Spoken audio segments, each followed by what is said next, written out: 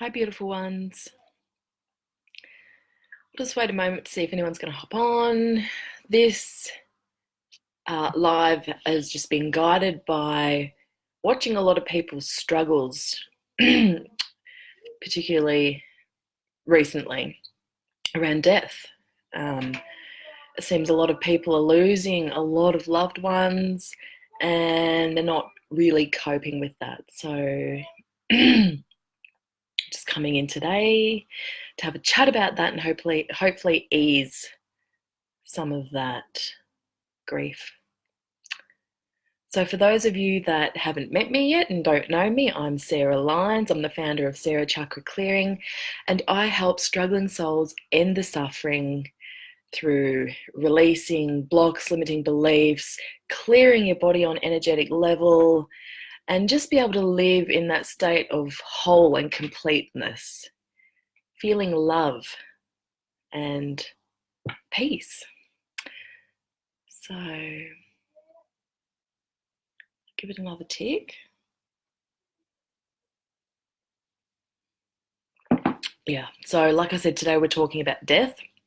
This can feel really taboo for some people because for those that believe death is death and death is the end, now they are the ones, or you're the ones that you're really going to struggle around this subject, okay?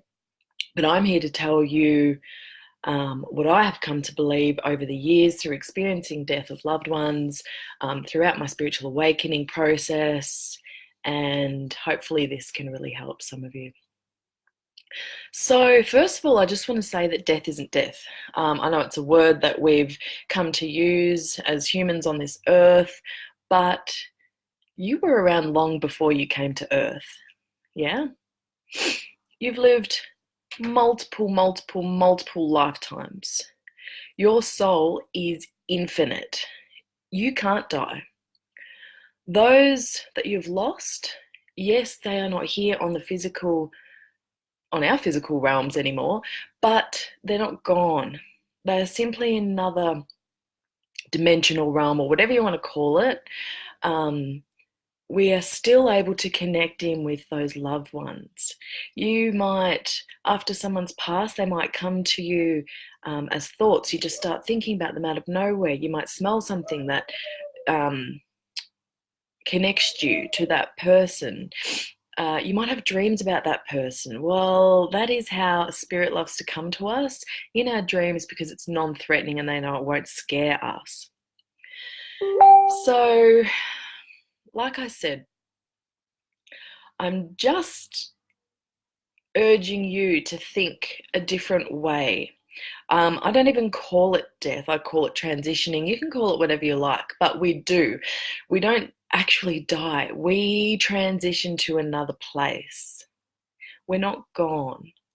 And just because you can't see that loved one on the physical level in front of you, it doesn't mean that they're dead and gone forever.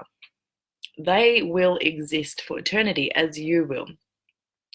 So some of you may be already on your awakening journey, and this may really resonate with you. And for some of you, it won't, and that's okay. It's completely okay, but I am here to tell you and hopefully ease your burdens and your heavy hearts. So the experience around death can be really hard for those of us left behind because we miss that person. Yeah? So unless you're a medium or you have really prophetic dreams and things like that, you might feel so lost in this process. It's my son. You might feel so lost and alone, and the grief might just be so overwhelming that it takes you into a bit of a dark night journey. And I know what that's like. I've been there. When I first came into recovery, I lost my grandma. She was like my best friend. We then lost a baby, and then a young girl who was very, very dear to my heart. And this catapulted me onto this journey of, I have to know what happens after death. Hi, Terry, how are you? I'm just talking about my experience around death, how I don't see it as death. I know it's really hard for us that are left behind. But just knowing that those loved ones aren't actually gone, our souls are eternal, they're infinite. And I'm not saying don't grieve, because we need to grieve. But for me, like I was just saying, I lost, three beautiful souls, very dear to my heart, a few years ago. And it catapulted me onto this journey, which was a big part of my spiritual awakening. I read and read and read and read and read. I was looking at near-death experiences, um, which I'll talk about another time because it's so interesting, near-death experiences. Um, and yeah, and just know that even though it feels like this is the life you're living, it's the only life you've ever lived, this is it, and you're going to die, we actually have been here multiple times before. You have possibly and probably lived on other planets in a different form. Yeah. I know for me, when I go home, I like to call it going home. Um, I will go to my star family up in the Pleiades. That's where I am from. My soul essence is from, and my children.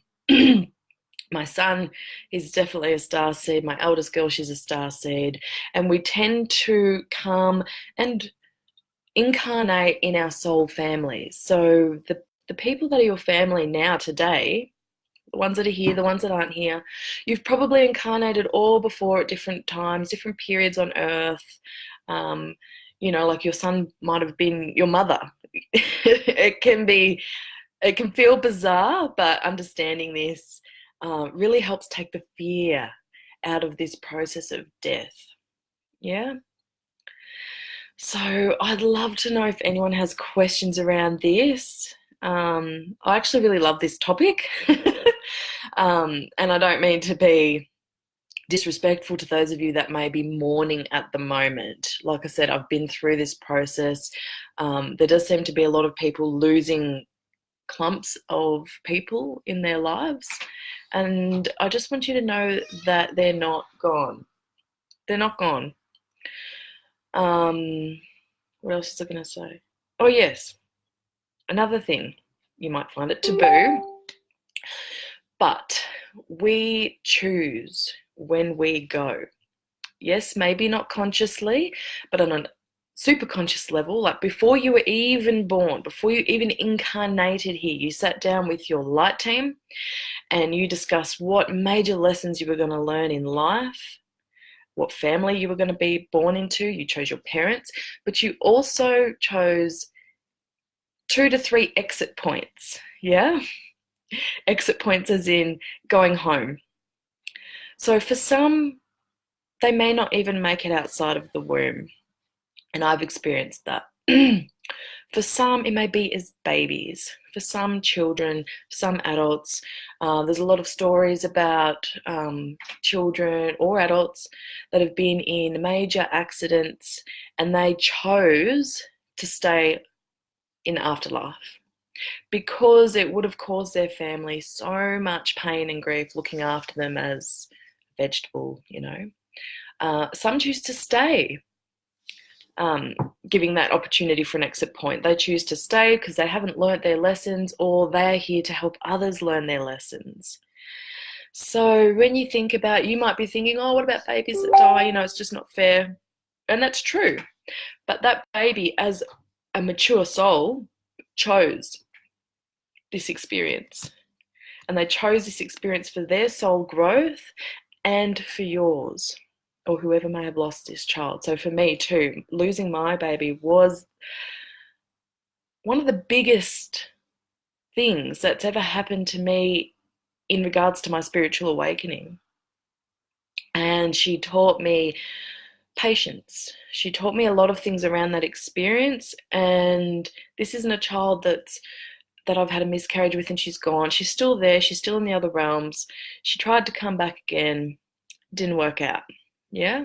So she will wait until I either am able to have a healthy live born or she will go on down my family line.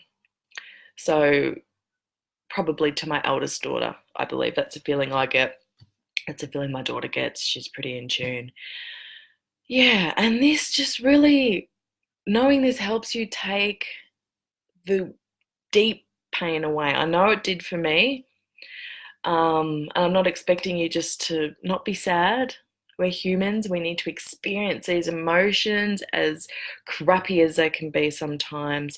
But what I'm saying is, it's just sad for the ones left behind, not for the ones that have moved on. They're in like the best mood there, you know, they're happy, they're free, they're in that state of love that we've come from before we came here on earth. And that's why a lot of us feel empty and lonely and sad, and we don't know why. It's because we know what true love, whole, and completeness feels like when we were in that other state, or when we came here from home or from heaven or whatever you want to call it. We know how amazing that feels. And when we come here and we incarnate here, we don't have all that beautiful love and light surrounding us, true love and complete light surrounding us. And something in us feels like it's missing. You know, you might feel like something's missing. Well, that's what's missing. Yeah. And that's why a lot of people choose to exit this earthly life.